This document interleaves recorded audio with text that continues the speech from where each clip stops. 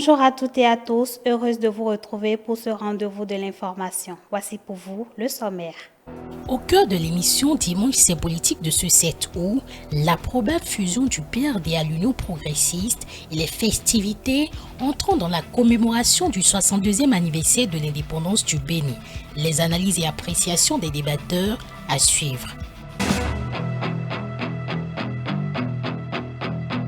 Tenue ce week-end de la 3e édition de la spéciale fête de l'indépendance, célébrant nos icônes, c'est Dr Léontine Konou-Idou qui a cette fois-ci été distinguée par les responsables du Centre de promotion de l'entrepreneuriat et des arts.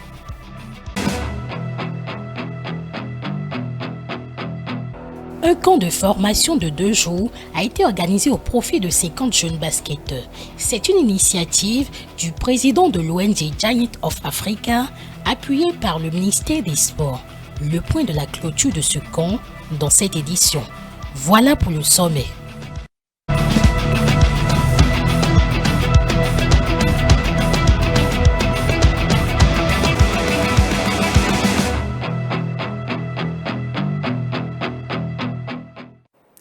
Bienvenue dans cette édition. Le probable ralliement entre le Parti du Renouveau démocratique PRD et l'Union progressiste a été l'un des sujets abordés sur l'hebdo des éditorialistes de ce dimanche 7 août 2022.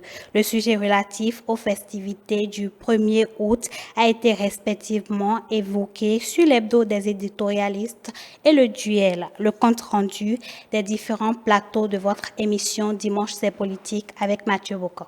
Le Bénin a célébré le lundi 1er août 2022 son 62e anniversaire de son accession à la souveraineté nationale.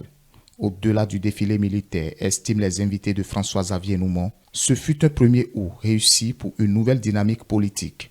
Exemple à l'appui, ils ont évoqué les nouvelles infrastructures inaugurées, tout en pointant du doigt les actions du gouvernement montrant la détermination du chef de l'État à renforcer la fierté d'être béninois. Le 1er août réussi. 62e anniversaire de l'accession de notre pays à la souveraineté nationale. Le gouvernement a réussi à réunir autour de lui tous les protagonistes, tous les acteurs politiques, et la classe politique était présente. C'était une joie, comme pour la classe politique et pour le peuple en général. Voilà, le Bénin a célébré sa joie pour la première fois et c'était une joie, c'était bon. Cette fête a été réellement une réussite parce que nous avons vu les figures emblématiques de la classe politique béninoise, ce que nous n'avons pas vu il y a longtemps. La présence des 2 anciens chefs d'État, je vais nommer le président Nicéphore Dieudonné-Soglo et le président Thomas Boniaï.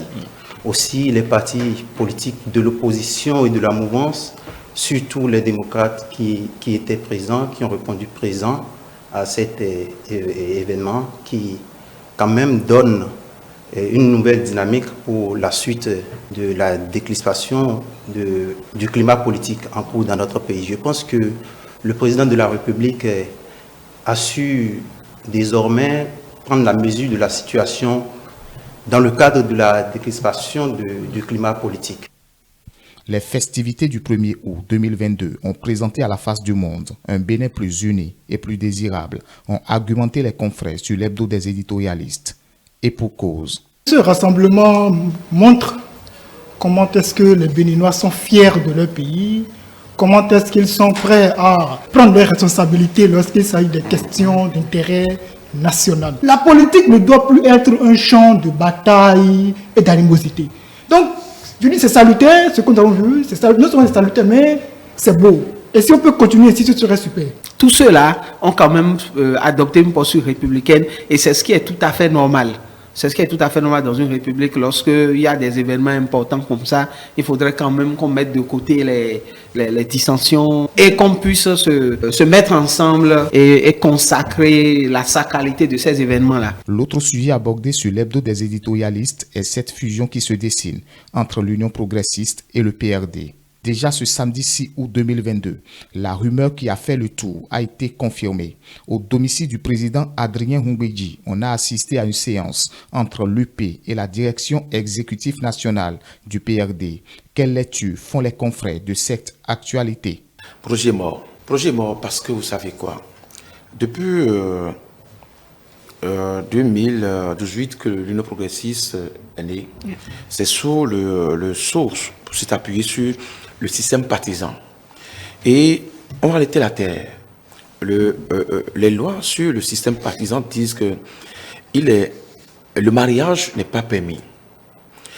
Deux partis ne peuvent pas se mettre ensemble. Pour nos amis qui nous suivent, les petits-enfants qui nous suivent, que deux partis ne peuvent pas se mettre ensemble pour aller aux élections.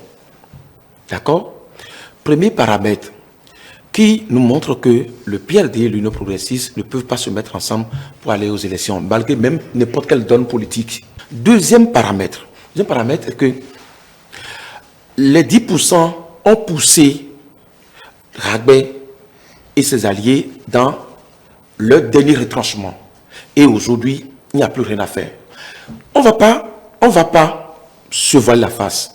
Ce qui va se passer là, le PLD, la divinité de Adrien Mbedi, est en train de s'apprêter à disparaître dans la forêt l'Union progressiste. Adrien Mbedi se retrouve à corriger une anomalie pour ne pas être un président de parti qui n'a plus ses bases, qui ne peut plus avoir d'électorat. Et je pense que si on arrive à faire cette fusion, il est vrai que c'est dommage, mais ce sera un coup pour Joseph Togbenou, qui est en train de faire son premier challenge. L'autre sujet évoqué est lié à la clarification de l'ANIP autour de la carte d'électeurs. Le consultant politique Agapit Napoléon Maforikon s'est également prononcé sur cette actualité de la prétendue collaboration entre les deux formations politiques, le PRD et l'UP. Selon lui, à défaut de se maintenir dans le cercle des partis devant continuer à avoir des sièges, le PRD a très bien fait d'avoir une autre carte pour mieux rebondir. On l'écoute. La fierté d'Aïnovi, la fierté de l'arc-en-ciel, la fierté, oui, les a amenés à garder le parti de 2018 à aujourd'hui. Ils en ont tiré sans doute des leçons.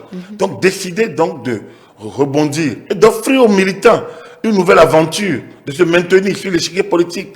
Je pense que c'est un acte noble et ça peut être une remontada si tant est que pour eux, nous n'allons plus au fond du gouffre. Nous allons rebondir autrement, nous allons revivre autrement. Oui, c'est une manière de revivre autrement, si tant est que c'est comme ça. Donc, à défaut de se hisser brutalement, parce que ce n'était pas possible, pas magie, se maintenir dans le giron, dans le cercle de partis, devant continuer à avoir des sièges, qualifiés pour les sièges, à défaut d'y aller, à défaut d'avoir la possibilité, le parti a très bien fait de penser d'avoir une autre carte pour rebondir.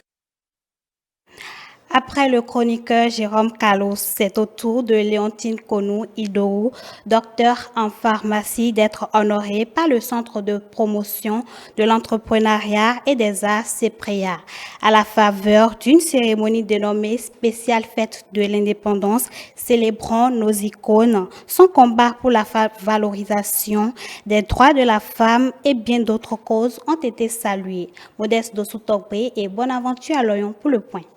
Valoriser et rendre hommage à une icône béninoise pendant qu'elle est encore en vie. C'est ce que vise le concept « Célébrons nos icônes », une initiative du Centre de promotion de l'entrepreneuriat et des arts, en abrégé CEPREA, qui en est à sa 3e édition. Ce samedi 6 août 2022, c'est Dr Léontine Idou, brave militante des droits de la femme et de la bonne gouvernance, qui a été sacrée icône 2022. Le directeur exécutif du CEPREA rappelle l'objectif de cet événement et la genèse du projet. Spéciale Fête de l'Indépendance, Célébrons nos icônes, est un événement initié depuis 3 ans par le Centre de promotion de l'entrepreneuriat et des arts dans le but de rendre hommage à des citoyens épris de patriotisme qui, de par leurs œuvres, leur parcours et leurs convictions, ont marqué l'histoire de notre cher pays, le Bénin. Docteur en pharmacie, figure emblématique des organisations et associations des femmes du Bénin et d'Afrique, militante de la cause commune, Léontine Idou n'a pas manqué d'exprimer sa joie tout en exhortant les jeunes à se démarquer. L'Amazone au Bénin, ça signifie la force, le courage et la défense de notre patrie. Nous exhortons les jeunes à demander en quoi je puisse être utile pour ma patrie. Parce que nous allons partir. L'avenir est dans vos mains. Donc nous souhaitons à ce que tout se passe bien pour le développement de notre pays, de vous-même et des générations futures. Pour Jérôme Carlos, icône du CEPREA de l'année dernière, le hasard n'existe pas et il se dit fier de se voir succéder par l'heureuse élue. Ayant été distingué moi-même l'année dernière. Et quand on m'a dit que c'est Madame Idowu, cela m'a ancré dans la conviction qu'il n'y a pas de hasard.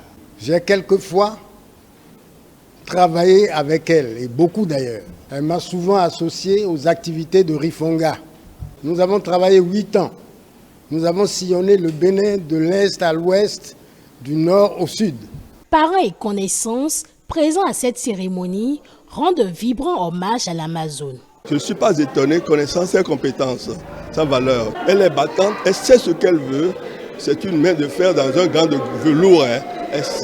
Elle ne se laisse pas compter. C'est une femme vraiment battante, qui inspire beaucoup de sagesse, qui a beaucoup de potentialité et qui peut aider beaucoup de monde. C'est une femme qui enseigne, qui respire la sécurité et la sagesse de la femme. Célébré chaque premier samedi après la fête nationale, l'événement Célébrons nos icônes, outre la mise en lumière de la personnalité distinguée de l'année, effectue également des distinctions à l'endroit d'autres citoyens qui ont marqué positivement leur entourage et environnement de par leur action.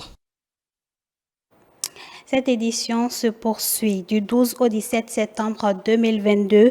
Une compétition universitaire sur le droit OHADA se tiendra au Cameroun. Un grand rendez-vous scientifique qui va connaître la présence de 3 étudiants béninois. L'objectif est de leur permettre de se familiariser avec les instruments juridiques du monde des affaires et d'être acteurs du développement économique. Ces 3 étudiants ont été soumis à des épreuves devant un jury. C'était ce samedi 6 août 2022. Reportage Émeric Okupeli, Paul Esther Saoussi. Leur passion pour le droit en général et le droit OHADA en particulier les a conduits à cette compétition nationale dont l'objectif est de promouvoir et de valoriser le droit OHADA au Bénin tout en restant dans la dynamique de former des hommes et femmes compétents chacun dans son domaine. Un objectif presque atteint. Ils étaient une centaine au début d'étudiants réunis dans tout le Bénin. La finale regroupe maintenant 10 personnes. On va prendre 3 personnes qui seront sélectionnées. Et à partir de cet instant, on ira atteindre le deuxième objectif qu'on vise, c'est de représenter le Bénin à la compétition internationale. Général OHADA, prévu se dérouler dans un mois à Yaoundé au Cameroun. Et pour tester leurs connaissances, ces étudiants sont soumis non seulement aux épreuves écrites, mais également à la pratique de la plaidoirie. Retenez que ces dispositions prévoient expressément que les exécutions forcées des mesures conservatoires ne sont pas applicables pour les personnes qui bénéficient de l'immunité d'exécution. Je pense que c'est une très bonne initiative parce que pour ceux qui me connaissent, je suis assez pragmatique et puis je me dis la théorie c'est une chose, la pratique en est une autre. Et il est très important d'ailleurs que nous encourageons la jeune génération à commencer à faire ce genre d'exercice avant de rentrer vraiment dans la vie active. Au-delà des étudiants, c'est déjà des futurs avocats pour moi. Et puis, soit vous l'avez dans l'âme ou pas. La compétition reçoit le soutien de la faculté des droits et sciences politiques de l'université d'Abomey-Calavi. Vous savez, en droit des affaires, il faut de la sécurité, il faut de la célérité. Il faudrait que les acteurs du commerce africain puissent être en confiance et permettre l'émergence du commerce au plan africain. Les échanges entre pays doivent s'accélérer et doivent nous permettre d'accroître en ligne de mire l'économie de nos pays respectifs. Si vous allez de Cotonou à Hong Kong, à New York, sur toute la place en fait, internationale, vous allez voir que c'est un droit en fait, uniforme. Et je pense que la jeune génération commence déjà à la pratiquer, à saisir en fait tous les rouages en fait de ce droit. C'est quelque chose de magnifique et c'est quelque chose d'assez réaliste. pour être vraiment très compétitif sur le plan international, surtout en matière des affaires. C'est la troisième participation du Bénin à cette compétition internationale qui se tient du 12 au 17 septembre 2022 à Yaoundé au Cameroun. Les 3 étudiants qui seront sélectionnés à l'issue de ce concours seront les porte-flambeaux du Bénin. Et l'objectif est assez clair, décrocher le Graal supérieur. Sont disponibles depuis peu dans nos différents marchés des graines d'arachide et du maïs nouvellement récoltés. La plupart des Béninois profitent de la saison pour en consommer sous toutes ses formes, grillés comme cuits. Nous nous sommes rapprochés des spécialistes de l'alimentation pour en savoir davantage sur les valeurs nutritionnelles contenues dans ces aliments. On suit le reportage de Ruth Ronjo et Melvin Achabi à cet effet. Maïs et arachides, c'est la saison des récoltes ici au Bénin. À Cotonou, capitale économique, l'on aperçoit à chaque coin de rue des étalages de ces denrées. Très prisés en milieu d'année par bon nombre de citoyens, ils peuvent être consommés sous la forme grillée ou bouillie à l'eau. J'aime le maïs cuit. Comme d'habitude, je consomme avec de l'arachide. C'est facile à broyer. C'est pour faire bouger les dents, c'est pour la consommation facile, c'est pour ça. Maintenant, là, nous sommes dans une période où les arachides sont en abondance. Donc si on rajoute, ça donne aussi un autre goût. J'aime le maïs grillé. Ce qui est préparé là, on ne sait pas si c'est bien cuit ou pas. Mais grillé, dès qu'on voit d'abord son éclat. Nous aimons, et nous jouons, nous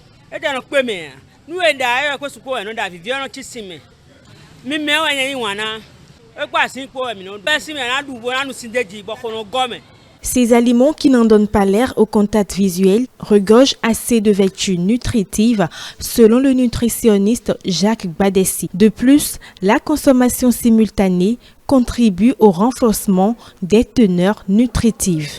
L'arachide et le maïs contiennent beaucoup d'éléments nutritifs qu'on peut retrouver dans les deux. On peut par exemple citer le magnésium ou le phosphore. Ça contient aussi des fibres alimentaires qui permettent de bien digérer quand on prend les aliments, des protéines végétales, des micro-éléments qui permettent quand même au corps de bien fonctionner, par exemple d'agir sur le système cardiovasculaire. Notre corps a besoin de beaucoup d'apports nutritifs. Lorsqu'on combine les deux à la fois, la teneur en ces micro-éléments augmente. Toutefois, il s'avère indispensable de veiller à leur cuisson. Normalement, que ce soit en forme grillée ou bouillie, on peut toujours retrouver les éléments nutritifs. Maintenant, c'est la cuisson qu'il faut vraiment voir. Parce que quand par exemple le maïs est bouilli à plus de 100 degrés Celsius, on peut perdre certaines valeurs nutritives dedans. Donc il faut surveiller la cuisson, ou lorsqu'on c'est en forme grillée, il faut bien griller ça. Il ne faut pas que ça soit brûlé en quelque sorte. L'organisme humain est très sensible. Il est donc important d'en consommer avec modération. Un dernier élément pour clore cette édition, un camp de formation sportive pour dénicher les meilleurs basketteurs du Bénin. Initié par l'association Giants of Africa, elle a permis à une 50aine de jeunes de démontrer leur savoir-faire. Le ministre des Sports était ce dimanche aux côtés des participants et organisateurs. Compte rendu, Chano Dopéon, Estelle Vichoedo. C'est un camp d'entraînement de 50 jeunes adolescents qui rêvent de devenir basketteurs professionnels. L'opportunité s'offre à ces jeunes amoureux du ballon orange de mettre en application les techniques de jeu apprises pour espérer représenter le Bénin à de grandes compétitions internationales. Les coachs nous soutenaient, même quand on faisait des erreurs. Ils nous disaient que c'est bon de faire des erreurs, mais de ne pas les répéter. Ils nous montraient que c'était nous qui devons gérer le pays demain. Donc nous devons rester concentrés, assez disciplinés et toujours croire en nous. J'ai l'impression qu'ils étaient prêts à nous encourager et ça nous donnait nous-mêmes la motivation pour jouer au basket de notre meilleur niveau, avec notre meilleur niveau. J'apprends à être leader, je sais que j'ai fait un grand pas en avant. Le reste du chemin, j'y suis déjà, je le sais. À l'issue des 2 jours de formation professionnelle, un match a été joué afin d'apprécier la performance des jeunes basketteurs. Les experts apprécient. Vous avez un groupe d'enfants qui est extrêmement dynamique, extrêmement intelligent. Il y a quelques jeunes que j'ai repérés. Maintenant, je vais demander plus d'amples informations sur eux. Je vais sûrement revenir pour les évaluer encore. Ça s'est remarqué, nous avons du potentiel. Nous avons également des talents. Parmi eux, il y a eu de très belles actions, de très beaux jeux collectifs, mais seulement que l'expérience internationale ne l'a pas. C'est la toute première fois au Bénin qu'on a un camp de cette envergure. Le but de cette initiative est de révéler au monde entier les talents béninois dans le basketball. Les organisateurs de ce camp expliquent les raisons. C'est vraiment surtout la volonté. On a eu l'occasion de se rencontrer il y a quelques années et ils m'ont un peu parlé de ce qu'ils font sur le basket dans différents pays africains et c'est quelque chose qui m'a vraiment inspiré. Je pense que cet endroit est aussi né de la conversation que j'ai eue avec lui et entre-temps je lui avais promis qu'on allait faire quelque chose au Bénin pour pouvoir les emmener ici, qu'on puisse aussi faire partie de cette grande initiative de Giant of Africa. Ce camp est un camp de détection, c'est un camp pour faire naître auprès de ces jeunes joueurs l'espoir qu'ils peuvent eux aussi progresser s'ils travaillent pour se retrouver un jour en NBA. Et donc je veux remercier vraiment tout le monde, notamment Lionel qui héberge ce camp dans son centre. Et je veux remercier notre frère et ami Masai, le président de Toronto qui est venu avec toute son équipe. Et vraiment je veux féliciter les enfants et remercier les parents des enfants qui les ont laissés participer à ce camp. Je suis persuadé que dans ce groupe qu'on a vu, je vais retrouver des filles, des garçons au plus haut niveau mondial. Donc, c'est dans la vision de cette rencontre dans quelques années, c'est ça qui est historique pour moi. Ce camp sportif du projet Giant of Africa vient 3 mois après la signature du partenariat entre le Bénin et la National Basket Association et témoigne de la volonté des autorités étatiques à révéler les talents de notre pays. Voilà, c'est tout pour cette édition. Merci de nous avoir suivis.